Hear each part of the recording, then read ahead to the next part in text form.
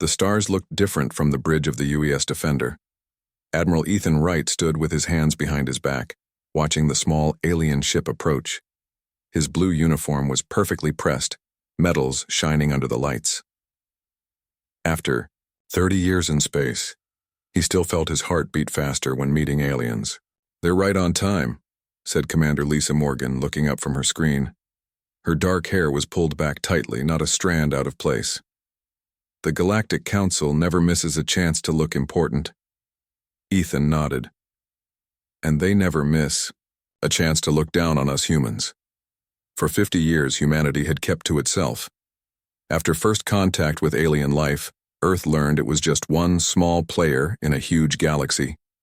The Galactic Council, with 17 different alien species, controlled most of space. They had faster ships, better weapons, and planets filled with wonders humans could barely understand, or so they thought. "Are we ready for the demonstration?" Ethan asked. Lisa checked her tablet. "Dr. Powell says all systems are at 100%. President Carter has given final approval." "Good. Let's welcome our guests first." The alien ship docked smoothly with the space station. Earth's orbital platform wasn't very big or fancy. In fact, Ethan knew the aliens would find it simple and outdated. That was exactly what humans wanted them to think. The delegation walked through the airlock doors. 5 aliens from different council species moved with the confidence of people who believed they were better than everyone else. "Welcome to Earth space," Ethan said, bowing slightly. "I'm Admiral Wright of the United Earth Defense Force." The tallest alien stepped forward. Counselor Zith Mal had blue-gray skin and 4 arms. His species, the Arcturians, were known for their pride. "We acknowledge your greeting, Admiral. The Council has sent us to evaluate Earth's petition for full membership." What he didn't say was clear to everyone. They expected to reject Earth quickly. Commander Morgan led the group to a meeting room with a large window facing Earth. The room was plain, with simple chairs and a table. No fancy technology or impressive displays. "This is your main defense station?" asked another alien. "This one with scales and vertical pupils." His voice couldn't hide his disappointment. "One of our outposts, yes," Lisa said politely. The aliens exchanged looks. Ethan had seen that look before. These poor primitive humans look. "Perhaps we should be direct," Zithmal said. "Earth has requested full council membership after decades of minimal contact. The council needs to see evidence that humanity has reached the necessary technological level." Ethan smiled. "We understand. That's why we've prepared a demonstration." "A demonstration?" A smaller alien with feathers covering her head leaned forward. "Your ships are few and small by council standards. What could you possibly demonstrate?" "If you'll allow me," Ethan said, tapping his communication device. "Madam President, our guests have arrived." The hologram appeared in the center of the room. President Olivia Carter wore a simple white suit, her gray hair framing a face that looked kind but strong. "Welcome to representatives of the Galactic Council," she said. "I hope this demonstration will answer your questions about Earth's readiness to join your ranks." Zithmal looked bored. "With respect, demonstrations of minor technological achievements." "Admiral Wright," the President interrupted, "you may proceed with Operation Planetfall." Ethan touched his neural link, sending the command that humanity had been preparing for 50 years. Operation Planetfall is now active. At first, nothing seemed to happen. The aliens started to look at each other with growing impatience. Then one of them noticed something through the window. "What is that?" Everyone turned to look at Earth's moon. It was moving, not just its normal orbit, but clearly accelerating, in a controlled way. "Impossible," whispered Zithmal. Lisa touched a control and the view screen showed more of the solar system. Ceres, the largest object in the asteroid belt, was changing position. So was Europa, one of Jupiter's moons. Dozens of large asteroids were moving in perfect formation. "What are we seeing?" demanded the feathered alien. "Earth's defense fleet," Ethan said simply. Dr. Kevin Powell entered the room, carrying several data tablets. His glasses sat slightly crooked on his nose, and his messy hair showed he hadn't slept much. The propulsion systems are working perfectly, Admiral. All units responding. The aliens stared in shock as the truth became clear. Humans hadn't built traditional spaceships.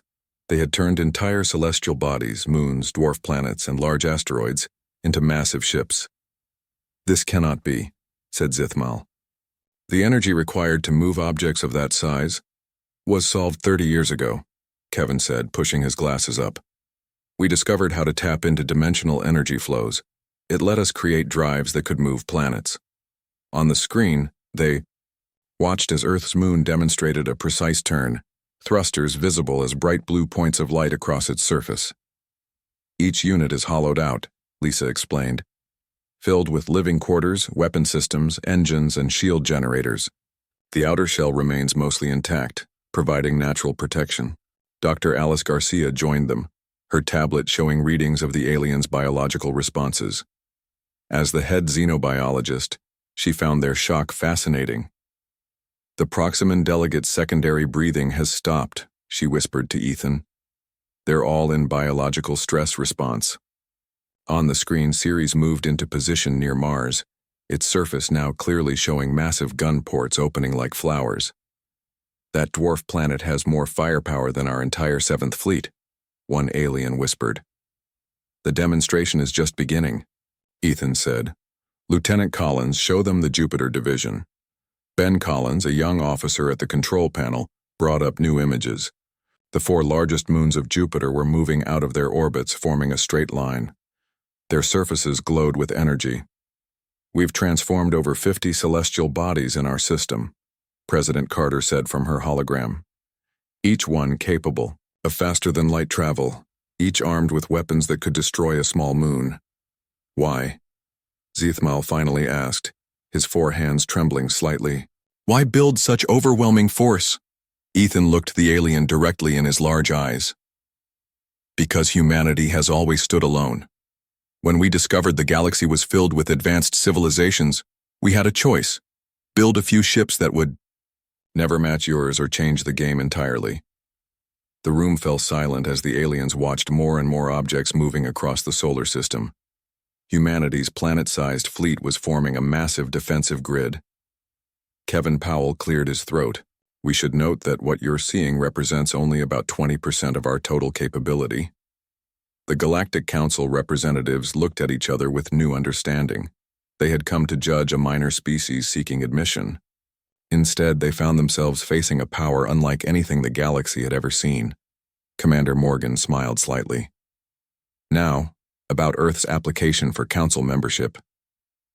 The room remained silent as the Galactic Council members tried to process what they were seeing. Humanity's planet-sized ships moved with impossible grace through the solar system, their massive forms gliding into defensive positions. Counselor, Zithmal finally broke the silence. In 3,000 years of Council history, no species has ever. His voice trailed off as he watched Ceres, a dwarf planet nearly 1,000 kilometers across, perform a perfect pivot. Ambassador Zarthul, a tall alien with golden skin that seemed to shimmer, stepped forward. Unlike the others, he had kept his composure. While this display is certainly impressive, he said, his voice smooth and controlled. The Council requires more than just military power for membership. We value cultural advancement, scientific cooperation, and peaceful intentions. Admiral, Ethan Wright nodded. Of course, our fleet exists for defense, not conquest. A curious claim, Zarthul replied. From a species that has weaponized planets. President Carter's hologram seemed to grow more solid as she leaned forward. If we wanted conquest, Ambassador, we would not be requesting permission to join your council. We would be dictating terms.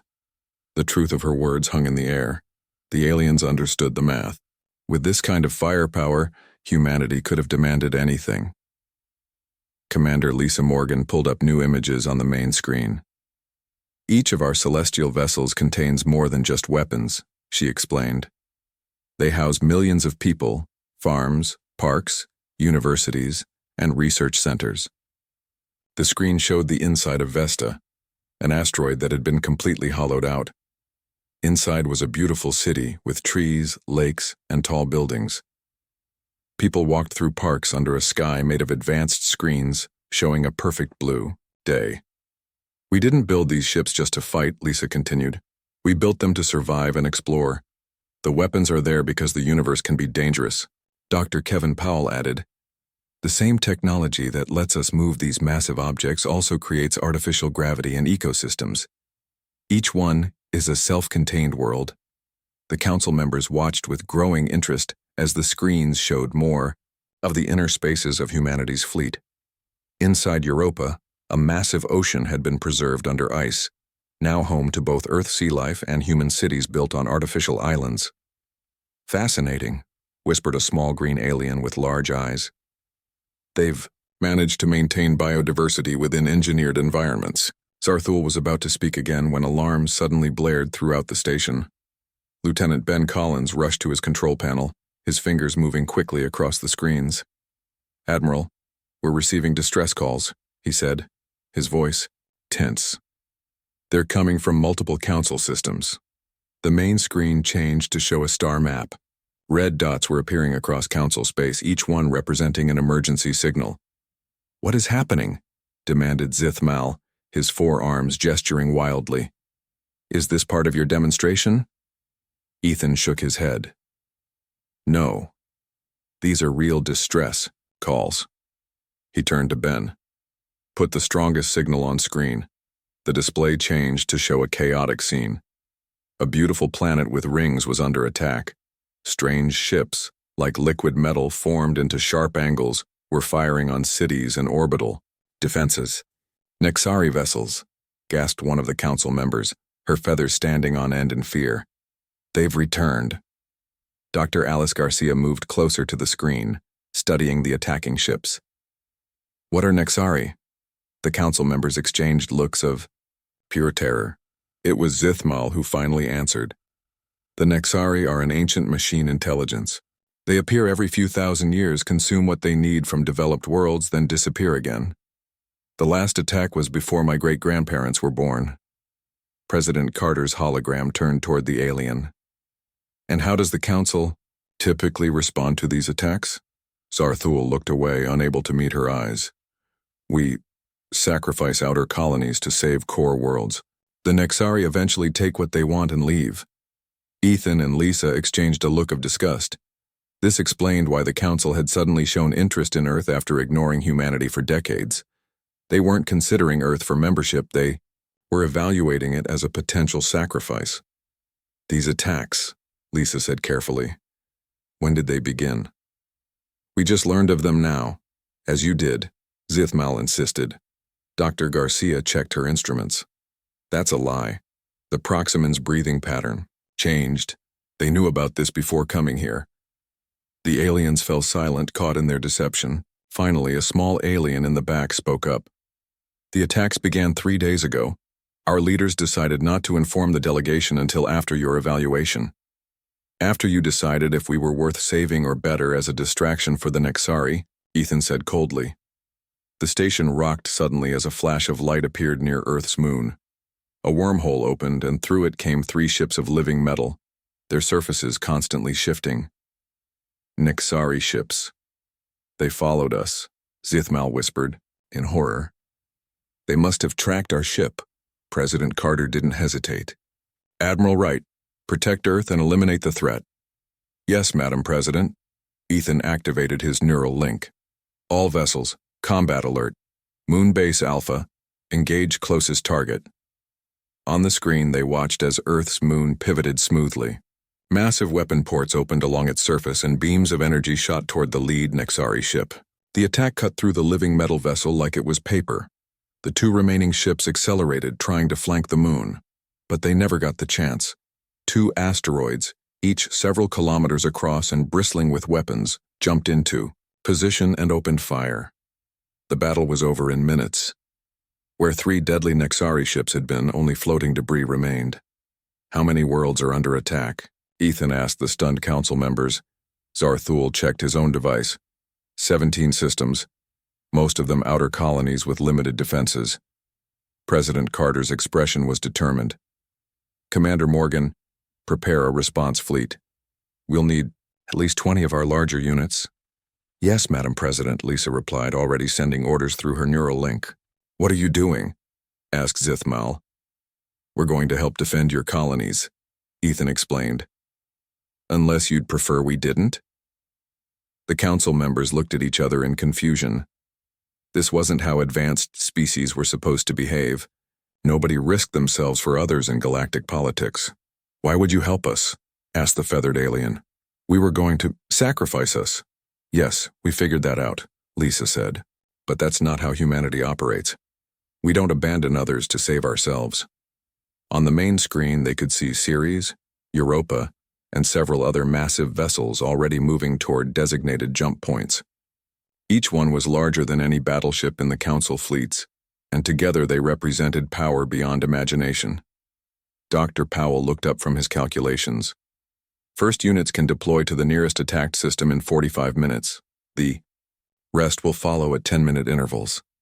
President Carter addressed the Council delegation directly. Your people tried to use us as bait. Now we're going to save them instead. That's the difference between our civilizations, and that's why, after this crisis, we're going to change how the Galactic Council operates. The aliens watched in silence as humanity's planet-sized fleet prepared for war, not just to defend Earth, but to protect the very people who had planned to betray them. The massive form of Ceres emerged from the jump point, its surface glowing with energy.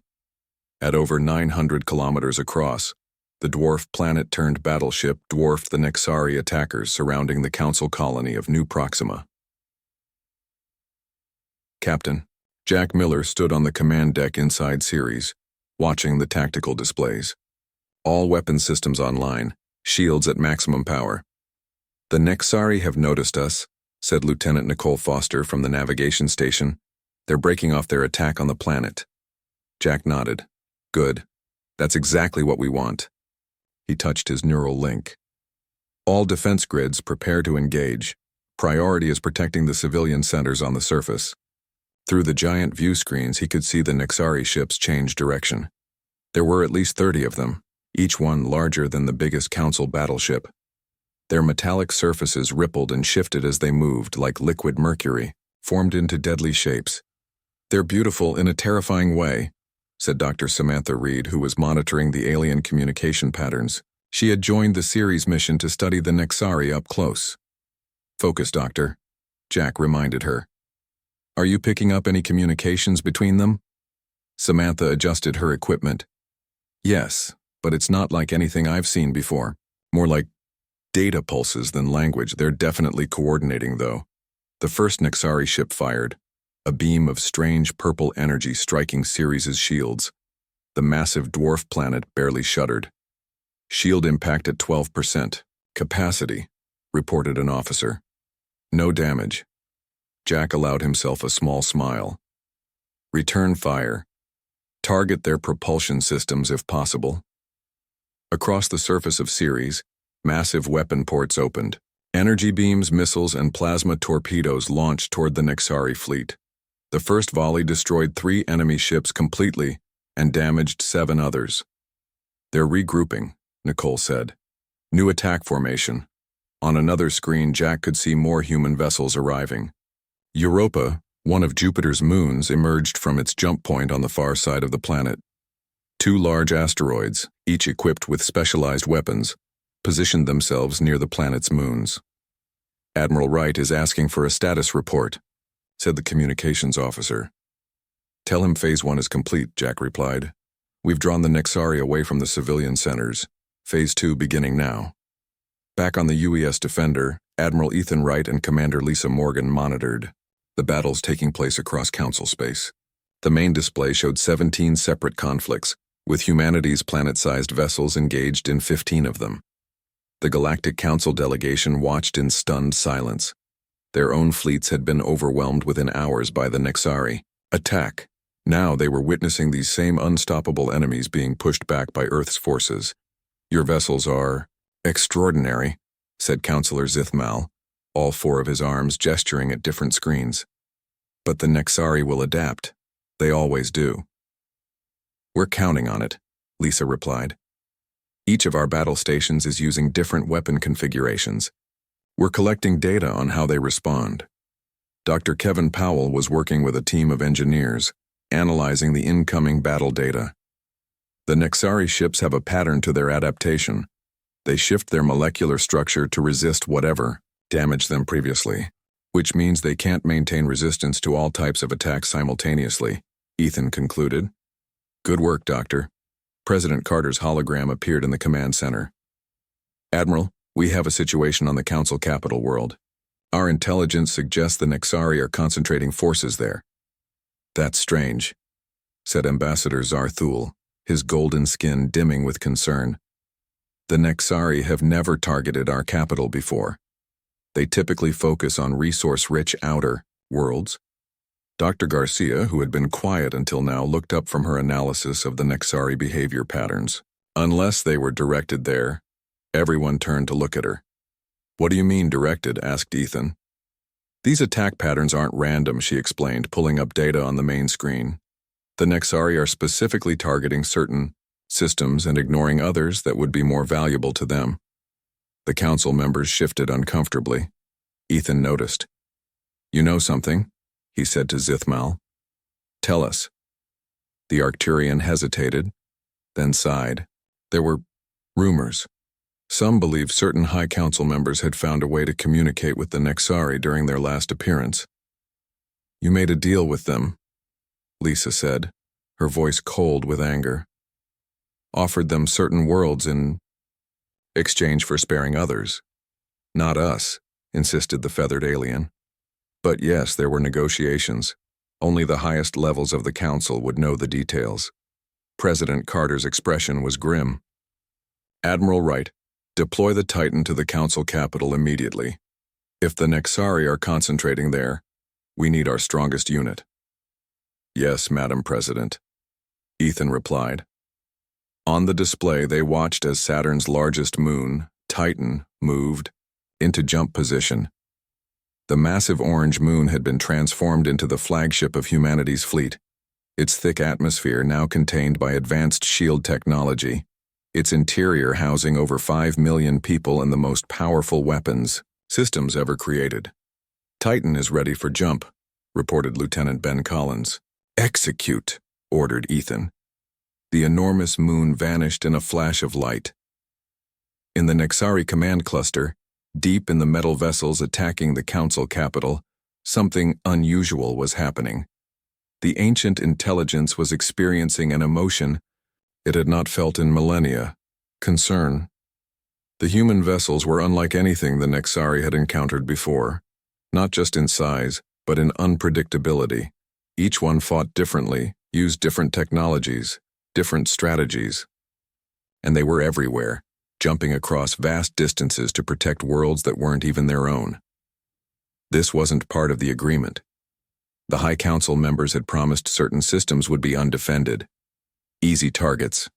Instead, planet-sized, ships were appearing at every location, driving back the Nexari harvesters. The Central Intelligence sent new instructions to all units. Concentrate on the human vessels. Eliminate them first. Back on New Proxima, Captain Jack Miller noticed the change immediately. They're all coming at us now, he said as the entire Nexari fleet turned toward Ceres, all 32 remaining ships. Why would they do that? Asked Nicole. The planet is still vulnerable on the far side. Dr. Reed looked up from her console. Because we're the bigger threat. They've recognized that.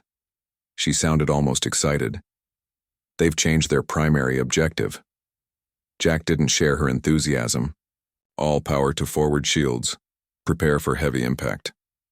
The Nexari attacked as one, combining their weapons into a single massive blast that struck Ceres with tremendous force. The entire dwarf planet shuddered. Shield capacity down to 60%, reported an officer. We can't take many more hits like that. Jack opened a channel to the other human vessels. Europa Vesta, we need support. The Nexari are concentrating. On us. On our way, came the reply from Europa. Hold tight. As the Nexari prepared for another combined attack, Jack made a decision. Activate the gravity weapons. Target their center mass. The weapons officer looked uncertain. Sir, we've never used that system in actual combat. No time like the present, Jack said firmly. Across Ceres' surface, specialized emitters powered up. Dr. Powell had developed them based on the same technology that allowed the planet ships to move. But instead of controlling gravity, these weapons distorted it. When they fired, the space between Ceres and the Nexari fleet warped. Half the enemy ships were crushed by suddenly intensified gravity, while others were torn apart by conflicting gravitational forces. The remaining Nexari vessels retreated, their liquid metal forms rippling with what almost looked like fear. It worked, Nicole said with relief. They're pulling back. Jack allowed himself to breathe again. Send the combat data to the fleet. All vessels should prepare gravity weapons for deployment. As humanity's planetary fleet continued to push back the Nexari across Council space, a new understanding was dawning among the alien species. Humans hadn't just built bigger ships, they had fundamentally changed how war was fought in the galaxy. And somewhere in the Council capital, certain high officials were beginning to realize that their secret deals with the Nexari would not remain secret for much longer.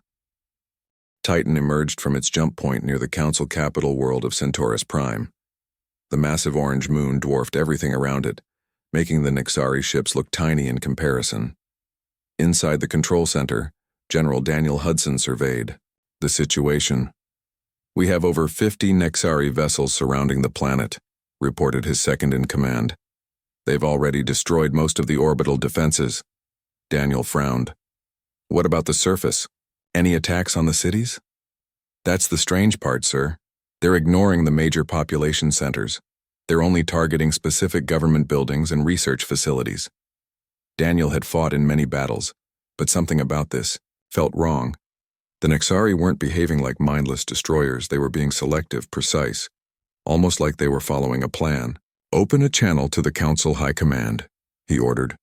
A hologram appeared, showing a nervous-looking alien with 6 eyes. "This is Council Security Director Krell. We are grateful for Earth's assistance. We need to coordinate our defense," Daniel said. "But first I need to know what the Nexari are looking for." The alien blinked all 6 eyes rapidly. "Looking for? They are simply attacking, as they always do." "No," Daniel said firmly. "They're targeting specific locations." "What's in those buildings?" Before the security director could answer, a new voice joined the conversation. "General Hudson, this is Vrakith." A different alien appeared in the hologram, this one with dark green scales and a serious expression. "I am the Deputy Security Chief. What you're asking about is classified at the highest level." "People are dying," Daniel replied. "This isn't the time for secrets." Vrakith hesitated, then nodded. "You're right. The buildings being targeted all contain parts of an ancient artifact. Something discovered after the last Nexari incursion, 300 years ago." "What kind of artifact?" "We believe it's a control device of sorts. Our scientists have been studying it for centuries, trying to understand how to use it against the Nexari." Daniel understood immediately. "But some of your leaders figured out they could use it to communicate with them instead." "Make deals." Vrakith looked surprised. "How did you know?" "Because that's what I would do if I were a corrupt official looking to save my own skin," Daniel said. "Now they're back for the whole device." He turned to his weapons officer. "Target the Nexari ships nearest to the surface. Priority on any attempting to land or extract materials." Titan's weapon systems came online. Unlike the other human vessels, Titan had been designed as the ultimate defensive platform. Its thick atmosphere had been converted into a weapon with specialized generators that could use the atmospheric gases to create devastating energy discharges. The first blast looked like orange lightning, arcing from Titan's surface toward the nearest cluster of Nexari ships. 5 enemy vessels were destroyed instantly. "Continue firing," Daniel ordered, "and get me a secure line to Admiral Wright." Back on the UES Defender, Admiral Ethan Wright was in deep discussion with the Council representatives. The evidence was mounting that certain Council leaders had been making deals with the Nexari for generations. "How could this happen?"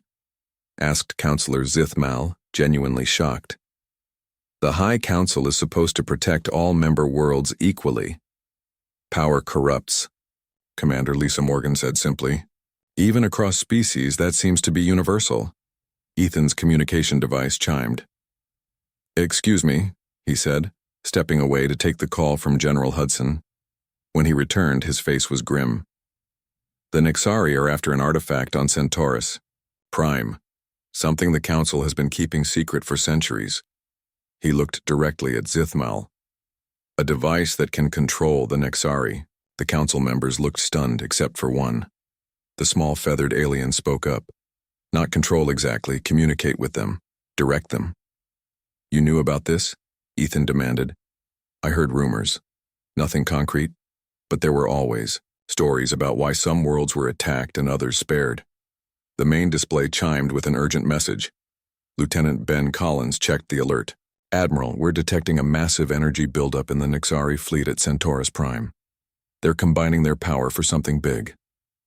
On the screen, they watched as dozens of Nixari ships formed a circle around Titan. Energy flowed between them, building into a single point. "They're going to hit Titan with everything they have," Lisa said. Ethan opened a channel. "General Hudson, pull back. You can't withstand that kind of attack." Daniel's voice came through clearly. "Negative, Admiral. If we leave, they'll get the artifact. I've evacuated all non-essential personnel to the inner chambers. We're staying." The Nixari attack came seconds later. A beam of energy more powerful than anything humanity had ever witnessed struck Titan directly. The massive moon's shields flared brilliant blue, holding for several seconds before beginning to fail. "Shields at 30% and dropping," reported Daniel's weapons officer, her voice steady despite the danger. "Divert power from the southern hemisphere," Daniel ordered. "Everyone there has been evacuated. Keep our shields up over the command center and northern cities." On the Defender, everyone watched in silence as Titan fought to survive.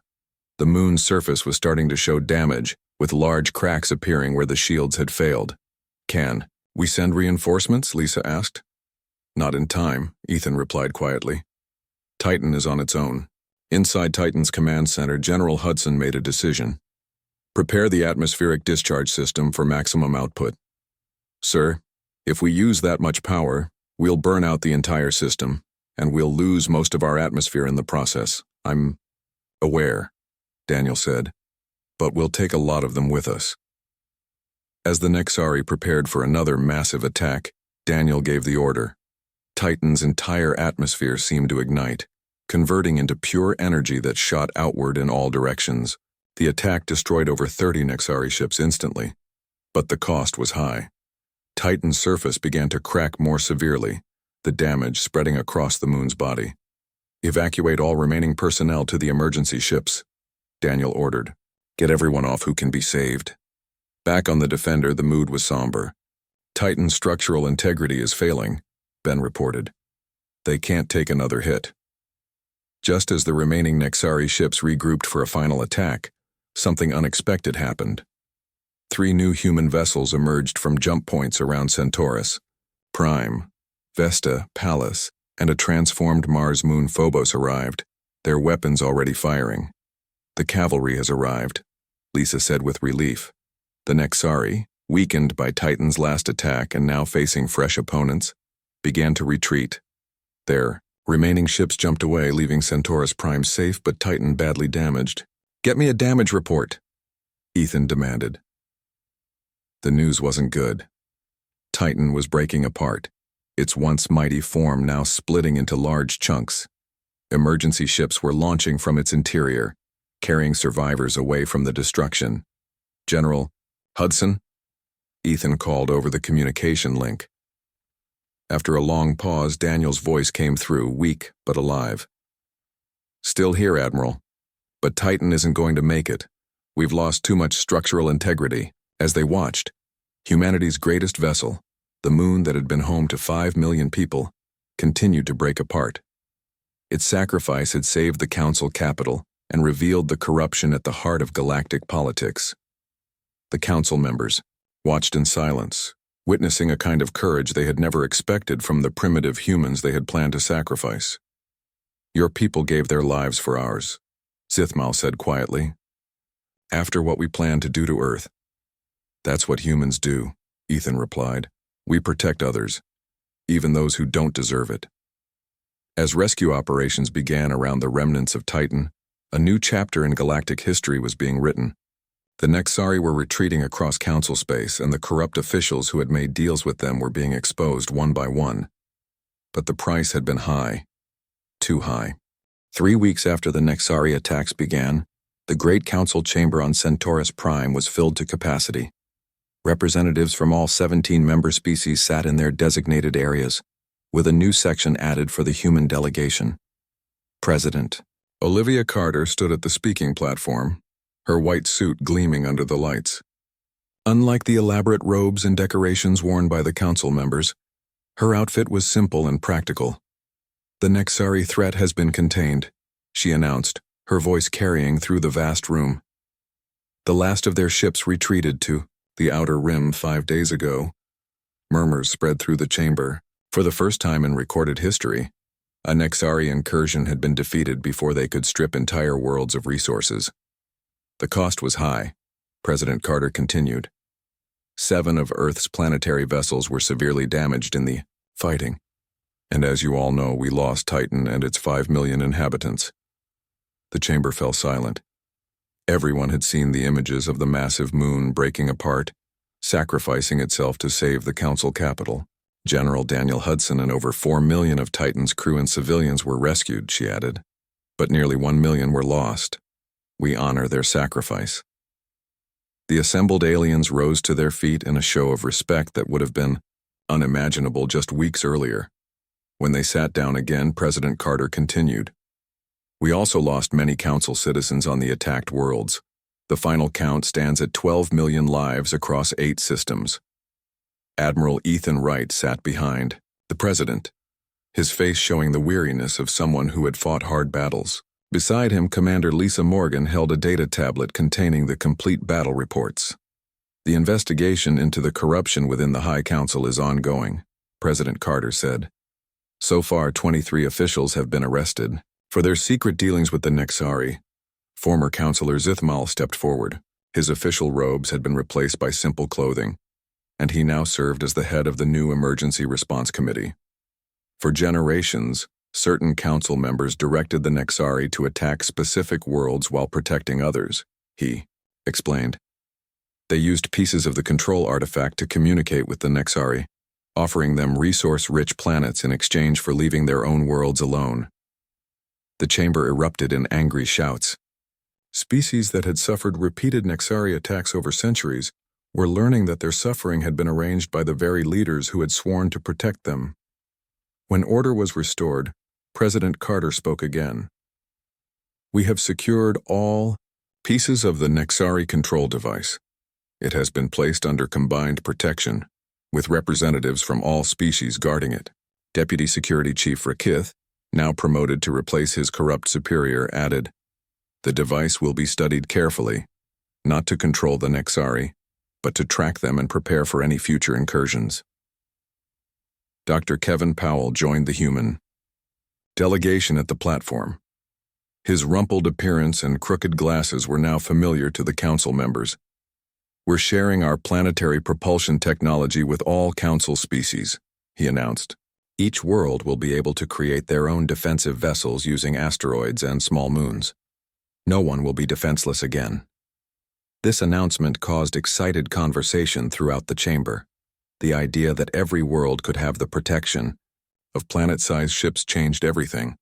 A new figure approached the speaking platform. The alien was from a species that had previously been considered minor within the council. Small and gray-skinned, with large eyes, they represented worlds that had often been sacrificed to the Nexari. "I am Teller, newly elected as council chairperson," they said.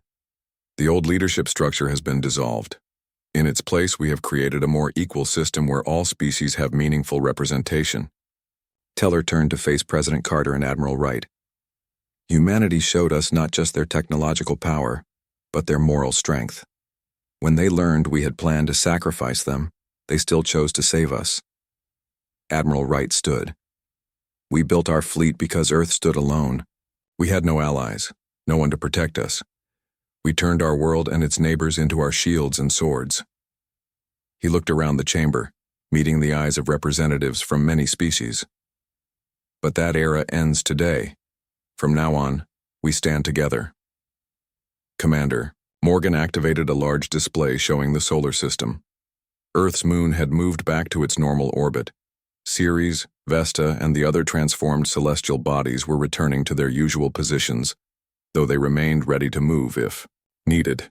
Our fleet is standing down, she explained, but remains prepared to defend not just Earth but all Council worlds. Chief Engineer Andrea Lewis stepped forward next. She had supervised the repairs to the damaged planetary vessels. These ships were built for more than just war, she said. Each one contains vast habitable spaces. We propose opening these areas to refugees and species whose worlds were damaged in the attacks. The council chamber grew quiet as the meaning of her words sank in. Humanity wasn't just offering protection, they were offering homes to those who had lost everything. President Carter signed the new Galactic Cooperation Treaty, officially making Earth a full council member. But everyone understood that humans were now much more than just another member species. They had fundamentally changed how the galaxy would function moving forward. As the formal session ended, Lieutenant Paul Martinez stood guard at the chamber entrance. He overheard two alien delegates talking quietly nearby. They could have ruled us all, one whispered. Their planet ships could crack our worlds if they wanted. Instead, they chose to protect us, the other replied. Perhaps that is why humans are truly different. They believe in something better than power. In Earth orbit, the UES Defender prepared for its journey home. Admiral Wright looked out at the blue planet below, thinking about everything that had changed. Was it worth it? Commander Morgan asked, joining him at the window.